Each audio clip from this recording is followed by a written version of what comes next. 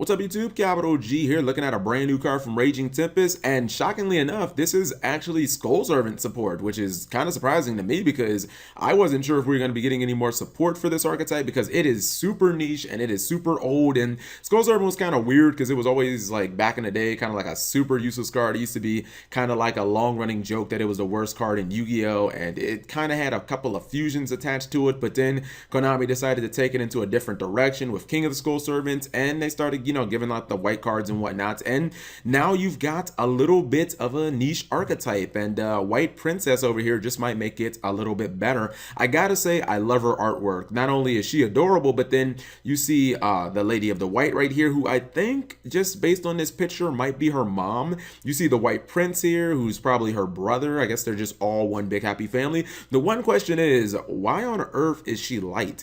Like there's not a lot of zombies that are light in the game to begin with.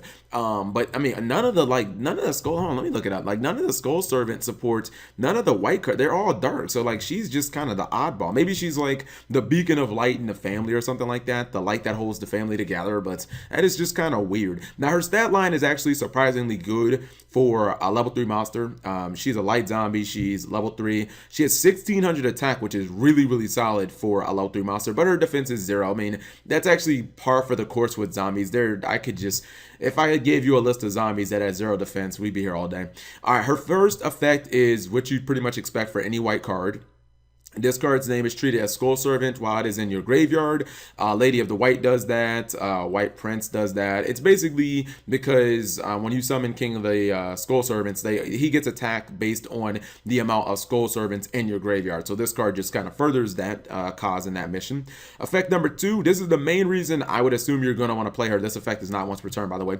If this card is normal or special summoned, you can send one Wight Prince from your deck to your graveyard. Okay, so the thing about Wight Prince is when Wight Prince gets sent to the graveyard, Wight Prince sends a Skull Servant, plus it sends a Lady of the White into the graveyard. That's really your main way of getting your King of the Skull Servants like powered up, and it's cool because now you have just another way. You don't have to kind of go outside of your archetype and mess around with things like, I guess, like Mathematician and other cards like that. You don't have to use things that don't inherently work with your deck. You now have a monster that can just instantly summon itself. It can get your Lady in the White to the grave, it can get your Wight Prince to the grave, and it can get a Skull Servant. It's like bam. If you're able to follow up with a king, then you instantly have a 3000 attack monster. It's not bad considering you can 1-for-1 King of the Skull Servants. Effect number 3 is actually not it's kind of weird. Like I can see it being useful immediately once you summon her. I just kind of wish that it was a little different. Effect number 3 says, during either player's turn, you can send this card from your hand or your side of the field to the graveyard. All monsters on the field lose attack equal to their respective level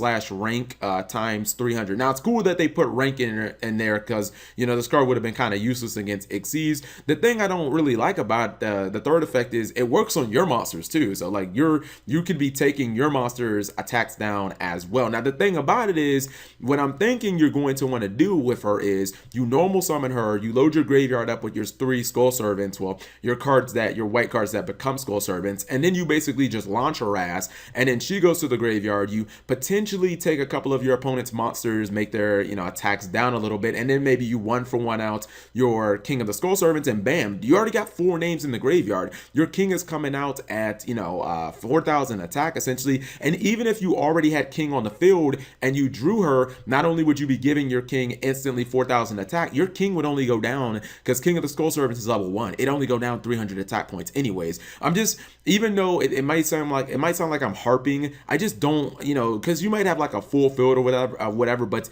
if you already have a king out and you normal summon her, like, you should probably win that turn because your king should probably be somewhere close to like 6000 or up, because she is going to instantly give your king 4000 attack. It almost makes me just clamor for like a card that could just summon king straight from the deck outside of 1-for-1, because it's a limited card. But this is definitely something they need. I just see this card as it's gonna probably take up your normal summon, so we need another way to get like king to the field. I'm pretty sure there has to be some other ways. Maybe you can dump king into the graveyard, and then I guess you could possibly, I gotta look at king and see if there are any restrictions, but I'm thinking maybe you could just like Mizuki him back, or you could book a life him back or something like that. I mean, to me, she seems like an easy like staple at 2 or 3 in the deck, just because she can instantly give your king 4,000 attack, and that alone is kind of worth running. And I also think that I mean, even though her being light is random, I would make this a chaos deck now. Like I'm not gonna say full on chaos, but I'd throw a BLS in here, because I mean, if you run 3 copies of her, the rest of the deck is already dark, so like why not? You know, you're gonna summon her all the time, you're going to launch her to the graveyard, she's gonna get into the graveyard the second you summon her, so why not why not just be able to throw down a BLS and potentially OTK your opponent the same turn that you summon king to the field? It's just, just some food for thought. So another very niche archetype that's getting more support in a future set. Definitely gotta like that. If you guys enjoyed the video, give it a thumbs up, and subscribe for more content as well. Oh, and one last thing about Wight Princess, I don't think I mentioned this in the video. I believe that your opponent or you have to have a monster on the board to actually activate and resolve her third effect. Like, there has to be some monster on the board. You can't just have like 2 copies of her in your hand and like discard them and then like, I don't know, just summon your king and then just attack or something. Like, there has to be some sort of monster on the board to activate the effect. I'm pretty sure anyways. If I'm wrong, just go ahead and comment that in the comments.